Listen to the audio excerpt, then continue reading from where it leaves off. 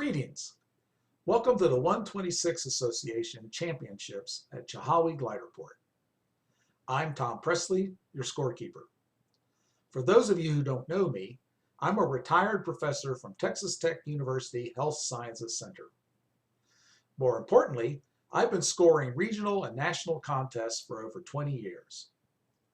Although I will be off-site, I think that you'll find that the submission of flight logs and receipt of timely score sheets will be very straightforward. Some of you may be familiar from other contests with the remote scoring procedures worked out by John Godfrey, and we will be following many of his recommendations. Many of you participate in the OLC, so the idea of uploading an IGC file for analysis is familiar. Unlike the OLC, however, the scoring of your flight won't be happening on some big computer server in Europe. Instead, I'll be doing the work on my laptop here in Colorado Springs. It won't be quite as fast as that OLC computer, but as we'll see in a few moments, with your help, I'll keep the scores coming in a timely fashion. For flight analysis, I'll be using the CU competition module, which has proven to be a very dependable scoring program. A key to the scoring is the availability of a well-formed IGC file.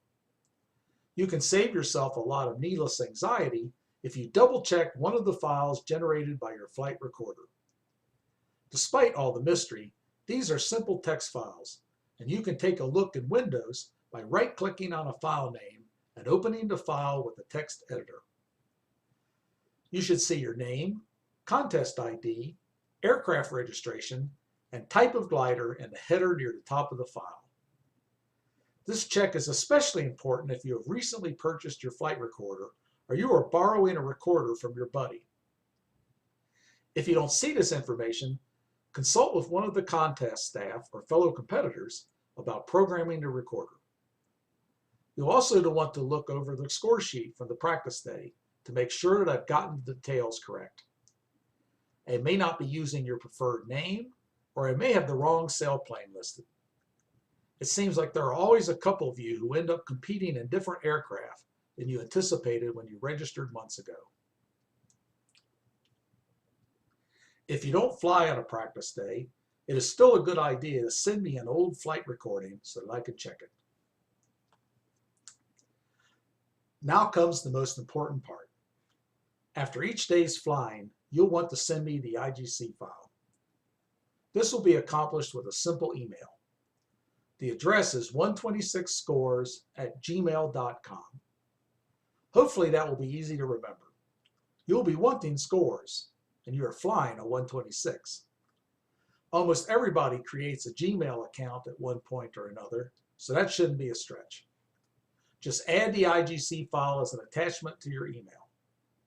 Just in case something goes astray, I recommend putting your contest number in the subject line. If it was a turn area task, I shouldn't need anything else. If it was a modified assigned task or a distance finished bonus task, you should also give me the electronic equivalent of a landing card.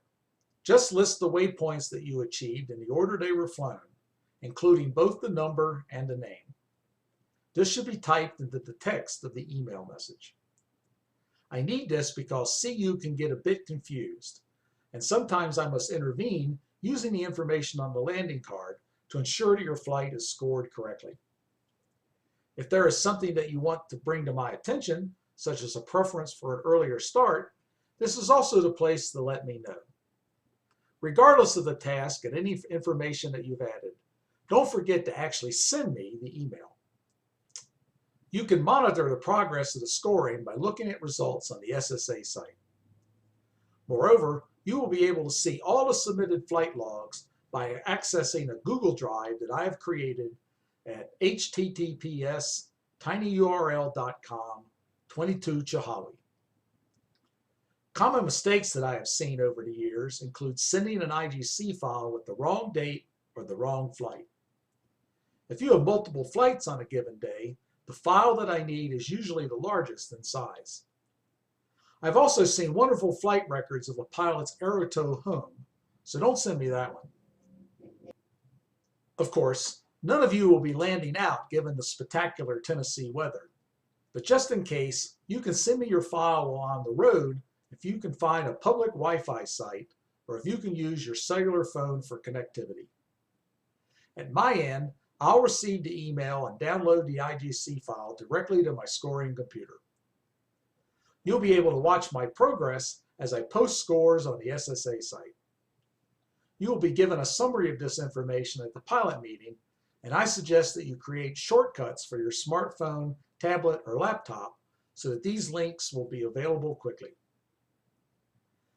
Please remember that if you are a competitor and you launch, you need to submit a flight record, even if all you did was fly around the landing pattern. In fact, if you choose not to launch on a given day, it is nice to email me with that information. These actions help me account for everyone when I do the scoring. It's easy to forget, so don't be one of those pilots. Keep in mind that the initial scores on each contest day will be preliminary. By the next morning, I will have unofficial scores that will be available at the pilots meeting. As usual for contests, if we can make it 24 hours without additional changes, the scores will become final.